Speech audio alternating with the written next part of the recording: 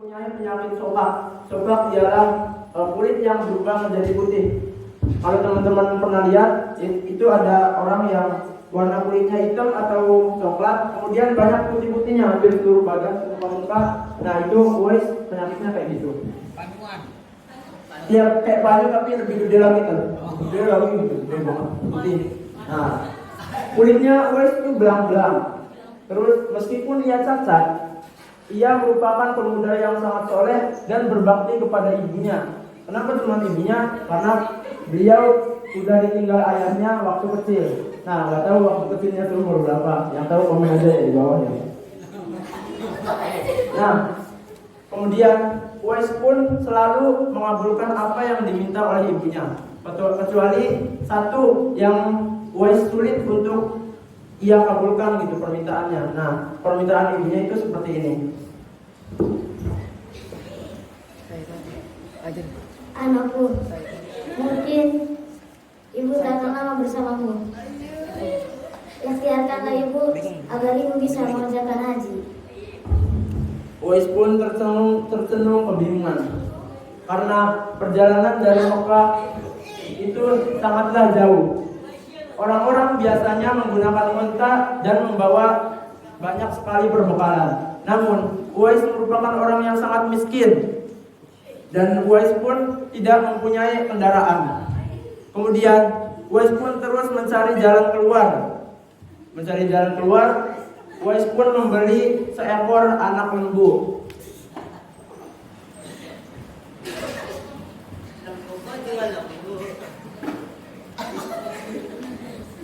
Nah, untuk apakah anak lembu ini? Tidak mungkin kan berangkat haji naik seekor lembu. Lembu itu kerbau ya, kerbau.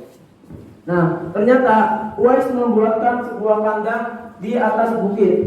Kemudian setiap pagi beliau itu menggendong anak lembu tersebut naik turun bukit. Digendong anak lembunya naik turun setiap hari.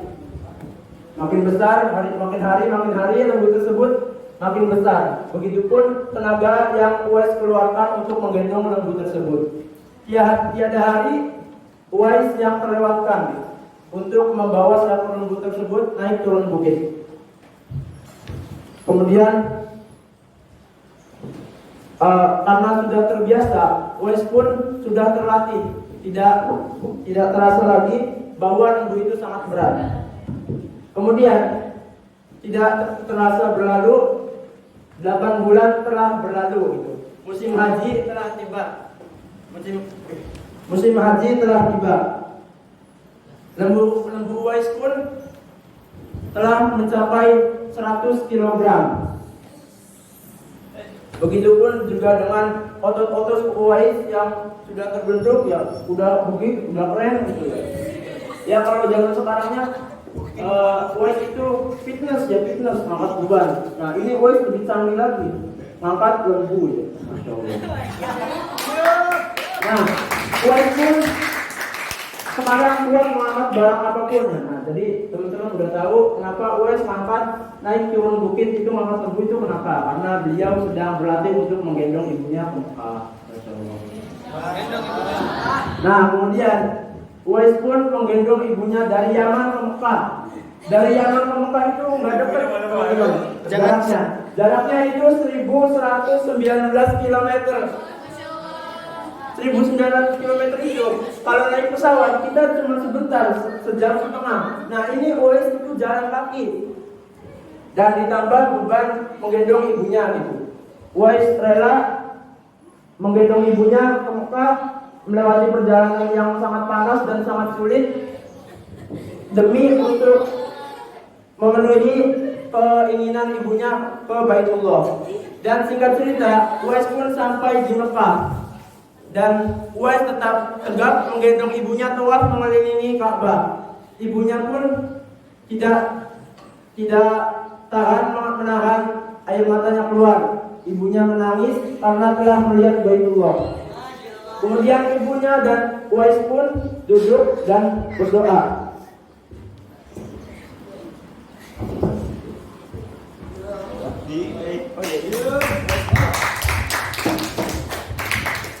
Ya Allah, ampunilah dosa ibu. Dan Ibunya pun merasa heran. Bagaimana dengan dosamu? Iya. Nah, Uwais pun menjawab, Dengan terampunnya dosa ibu, ibu akan masuk surga. Cukup dengan ridho ibu, saya masuk surga. itulah keinginan Uwais yang tulus dan penuh cinta. Allah Subhanahu wa Ta'ala pun menurunkan karunia-Nya. Uwais pun seketika sembuh dari penyakit sokapnya.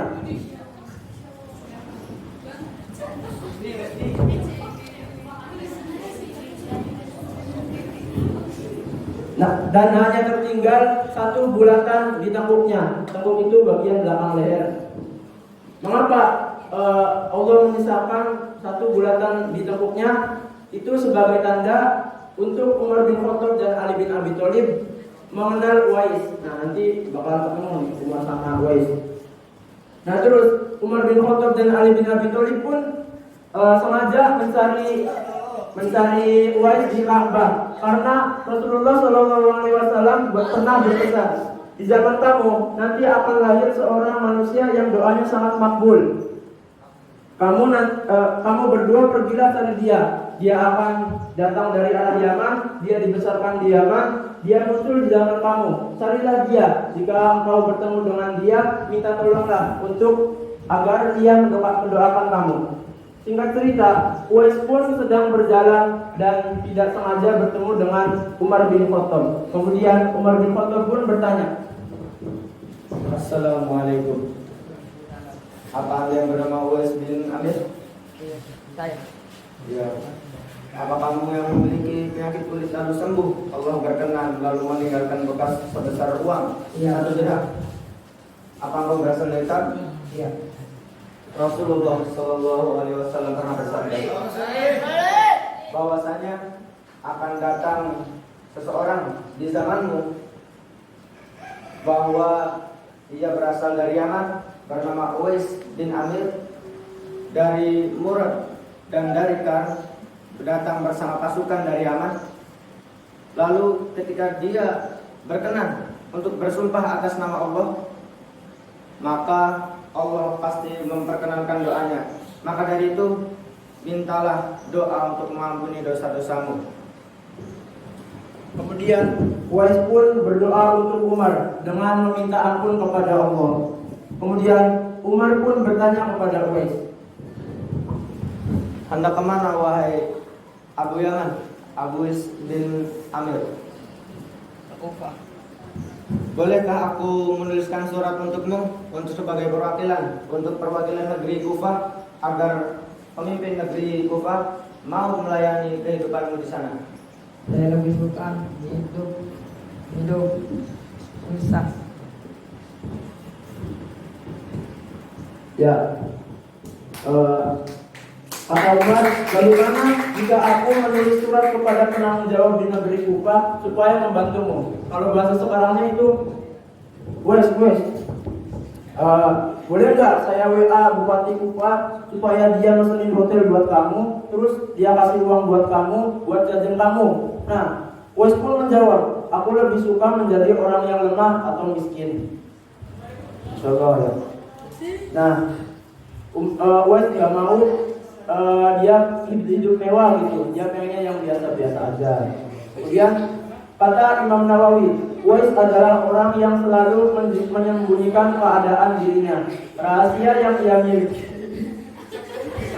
ia miliki hanya ia dan Allah yang tahu. Tidak ada sesuatu yang nampak kepada dirinya pada orang lain. Itulah yang biasa ditunjukkan orang-orang yang bijak dan waliullah yang mulia.